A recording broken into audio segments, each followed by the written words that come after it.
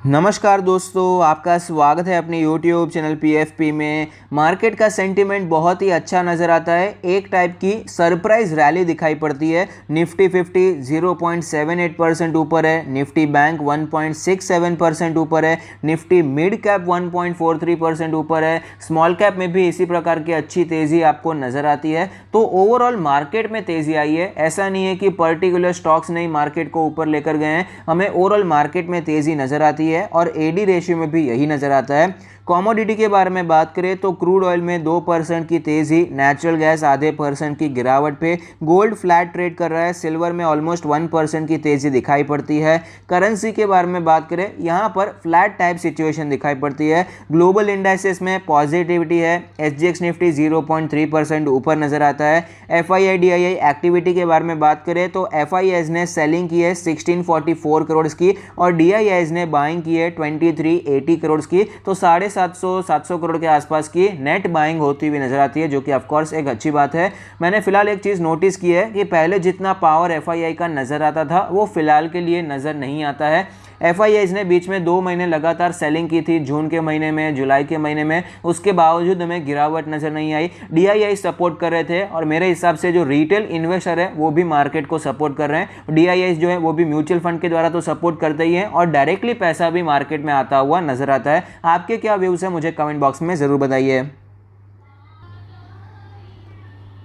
Nifty के chart पर हमें क्लियरली नजर आता है, शुरुआत हमें अच्छी देखने को मिली, गैप अप ओपन हुआ, लेकिन उसके बाद थोड़ा सा करेक्शन आया और वन साइडेड रैली उसके बाद आपको नजर आती है। तो ओवरऑल मार्केट में पॉजिटिविटी है, उसके पीछे कुछ न्यूज़ है। बजाज फिनसर्व की एक न्यूज़ है जो कि हम आगे डिस्कस करेंगे। उसकी वजह से म्यूचुअल फंड का उनको अप्रूवल मिल चुका है, तो ये एक न्यूज़ है जिसके कारण बजाज ट्विंस में आपको अच्छी तेज़ी देखने को मिली, 6-7% ऊपर जाता हुआ नजर आया। बाकी मेटल स्टॉक्स जो बहुत ही अंडर परफॉर्म कर रहे थे, 6-7% की गिरावट हमें इंडेक्स में देखने को मिली थी, वो रिकवर होते हुए नजर आते हैं। वहां पर शॉर्ट कवरिंग हमें दिखाई पड़ती है। इस प्रकार से ओवरऑल निफ्टी में उछाल आया है और बाकी HDFC बैंक फिलहाल स्ट्रांग हो चुका है, जो कि बहुत टाइम से वीक चल रहा था, वहां पर अभी स्ट्रेंथ आ चुकी है। RBI ने जब से पार्शियल बैन हटा दिया है तब से अब पता चल गया कि अभी भाई स्टॉक स्ट्रांग हो गया है। जब भी इंट्राडे में गिरावट होती है तो वहां पर खरीदारी एमर्ज होती हुई नजर आती है। तो HDFC बैंक भी अभी मार्केट को सपोर्ट करता हुआ नजर आता है। तो ये कुछ रीजन है जिसके कारण आपको निफ्टी में तेजी नजर आती है। बाकी मिड कैप स्मॉल कैप जो कि इतने समय से नीचे जा रहे थे, वहां पर भी हमें एक अच्छा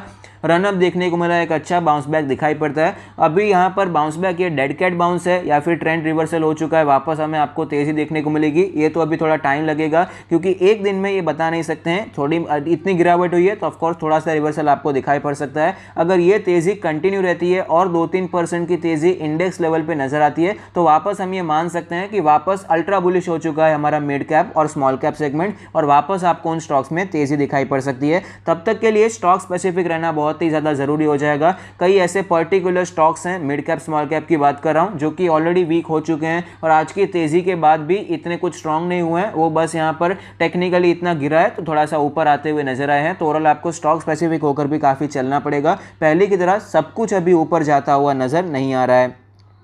निफ्टी के चार्ट पर हमें क्लियरली नजर आता है आज की जो कैंडल बन रही है, एक हैमर टाइप की कैंडल बनती हुई नजर आती है। जो रिकवरी हमें आज देखने को मिली है निफ्टी 50 में, उससे कहीं ज़्यादा बेहतर रिकवरी आपको एक्चुअली बैंक निफ्टी में नजर आती है और फिलहाल आपको कंसोलिडेशन कंटिन्यू रहता हुआ नजर आ सकता है। यहाँ पर 500 पॉइंट की रेंज में निफ्टी कंसोलिडेट करता हुआ नजर आ सकता है। 16,250, 16,200 से करके 16,750, 16,800, ये जो 600-700 पॉइंट की रेंज है, यहीं पर आपको निफ्टी कंसोलिडेट करता हुआ नजर आ सकता है। अगर ब्रॉड रेंज के बारे में बात करें तो 16,000 से 17,000 ये 1000 पॉइंट की रेंज है, जहां पर हमें कंसोलिडेशन दिखाई पड़ सकता है क्योंकि निफ्टी फिलहाल ये रेंज शिफ्ट करता जा रहा है। जो तेजी हमें अक्टूबर नवंबर में देखने को मिली, एकदम फेनोमिनल तेजी थी, ये फिलहाल हमें देखने को नहीं मिल रही है। 500 पॉइंट ऊपर जाता है, रेंज शिफ्ट हो जाती है, कंसोलिडेशन की रेंज शिफ्ट होती हुई नजर आती है। पहले यहां पर कंसोलिडेशन हुआ, फिर तेजी आई, यहां पर हुआ, फिर यहां पर हुआ, इस प्रकार से आपको शिफ्ट देखने को मिल सकते हैं। तो ये एक रेंज हो सकती है जहां पर हमें कंसोलिडेशन दिखाई पड़ सकता है और अंदर ही अंदर आपको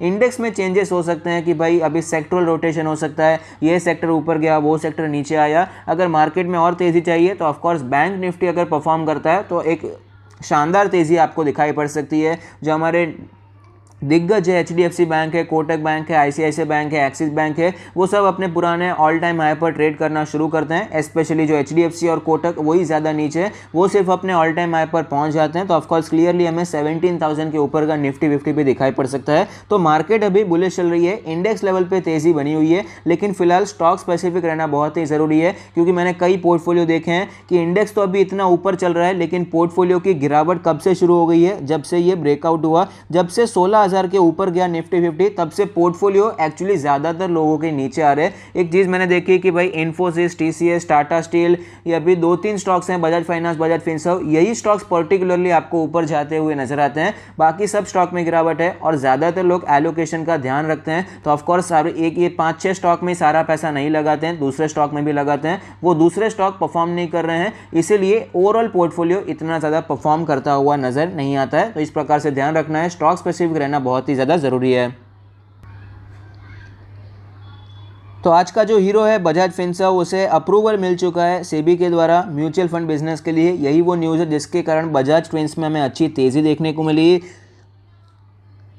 मारुति के भार्गव जी ने मैनेजमेंट को कहा है कि अभी पर्सनल एक्सपेंडिचर कम करने चाहिए, क्योंकि फिलहाल क्या प्राइसेस इतने बढ़ चुके हैं, कमोडिटीज़ के प्राइसेस बढ़ चुके हैं, कंपनी के मार्जिन पर इंपैक्ट पड़ता हुआ नजर आता है। तो दूसरे सारे एक्सपेंडिचर को कंट्रोल करना पड़ेगा, तो ही मार्जिन अच्छे दिखाई पड़ेंगे। ये एक रीज़न है जिसके कारण ऑटो सेक्टर फिलहाल हमें पिछले 4-5 महीनों से अंडर परफॉर्म करता हुआ नजर आता है।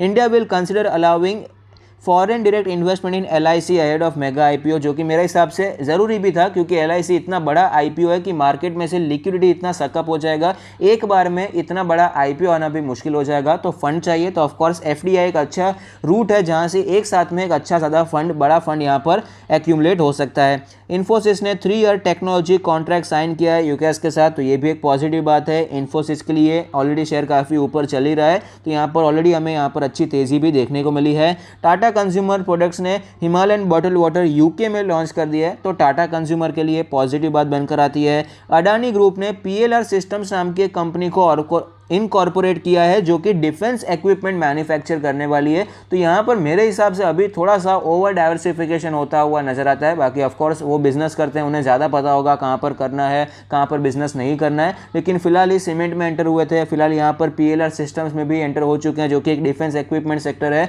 तो यहाँ पर भी आपको थोड़ा सा मूवमेंट दिखाई पड़ सकता है। अडानी ग्रुप काफ़ी ज़्यादा अग्रेसिव होता हुआ नजर आता है और कैपिटल इंटेंसिव बिजनेस में ही ज़्यादा एंटर हो रहा है, जहां पर ये जो एसेट हैवी बिजनेसेस होते हैं, जहां पर बहुत सारा मैन्युफैक्चरिंग प्लांट, ये सारा कैपिटल चाहिए, कर्जा लेना पड़ता है, इन्हीं सब सेगमेंट में, इन्हीं सब सेक्टर में काम होते हुए नजर आते हैं। तो अगर आपको ये वीडियो अच्छा लगता है तो प्लीज़ कोई फीडबैक दीजिए। Thank you, stay happy, happy investing.